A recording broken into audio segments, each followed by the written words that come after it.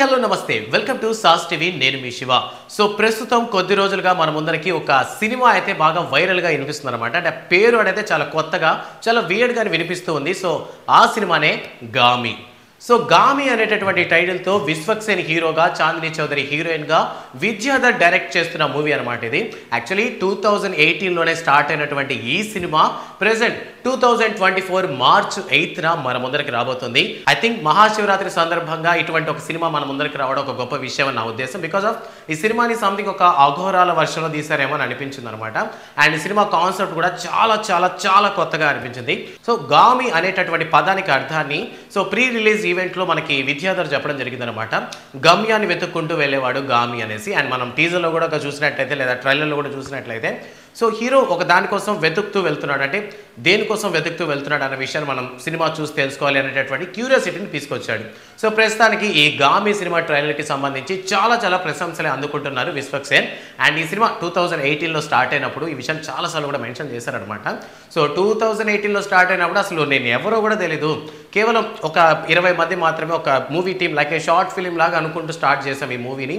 But what ever ఫైనల్గా ఈ స్టేజ్కి వచ్చి నిలబడ్డామని.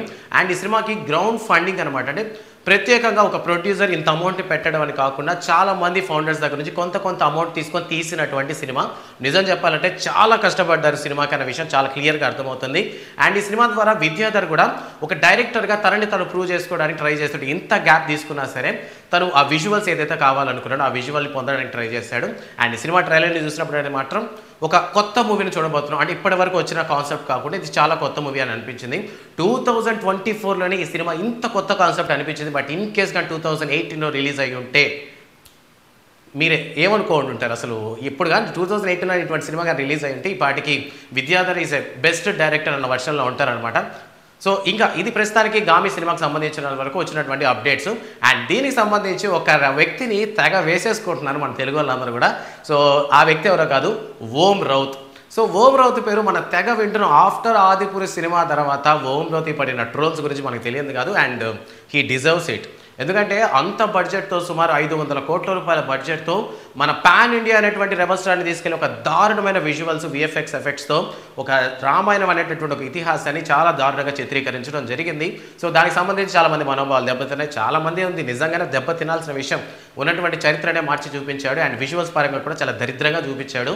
సో ఓం రౌత్ గారిని అప్పటి నుంచి చేసుకుంటానే ఉండి ఆఫ్టర్ రీసెంట్గా సంక్రాంతి సందర్భంగా మన ముందరకు వచ్చినటువంటి హనుమాన్ సినిమాకి సంబంధించి కూడా సో విజువల్స్ పరంగా తక్కువ బడ్జెట్తో సుమారు ఒక 50 కోట్ల బడ్జెట్తో విజువల్స్ని విఎఫ్ఎక్స్ని అద్భుతంగా చూపించినటువంటి మన ప్రశాంత్ వర్మ సినిమా చూసినప్పుడు కూడా అరే ఓం రౌత్గా ఏంద్రా సినిమా ఇదిరా సినిమా అంటే అన్న విధంగా మాట్లాడారనమాట. అండ్ దాని తర్వాత రీసెంట్గా రిలీజ్ అయినటువంటి Vishwaksen cinema Gaami cinema visual చూసినప్పుడు కూడా సేమ్ అదే ఫీలింగ్ వచ్చింది.